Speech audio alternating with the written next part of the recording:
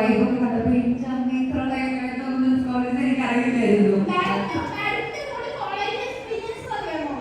എൻ്റെ കോളേജ് എക്സ്പീരിയൻസോ, ഞാൻ first year BA communication English പഠിച്ചുകൊണ്ടിരിക്കുന്ന സമയത്താണ് എൻ്റെ കോളേജിൽ ഒരു ഫ്രണ്ട് എന്നോട് പറയുന്നത് പ്രേമം എന്ന് പറഞ്ഞൊരു സിനിമയുടെ കാസ്റ്റിംഗ് കോൾ വന്നിട്ടുണ്ട്, നിവിൻ പോളി അങ്ങനത്തെ ഒരു കാസ്റ്റിംഗ് കോൾ ഇട്ടിട്ടുണ്ട്, നീ എനിക്ക് photo send ചെയ്തുകൂടെയെന്ന് ചോദിക്കുന്നതും.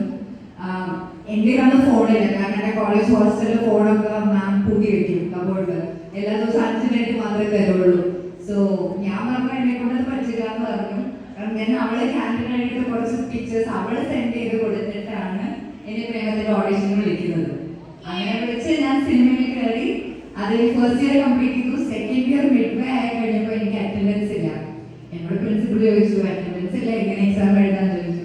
I don't know. പക്ഷെ ഞാൻ അപ്പോഴേക്കും ഓൾറെഡി 3 ഫിലിംസ് കമ്മിറ്റ് ചെയ്തായിരുന്നു.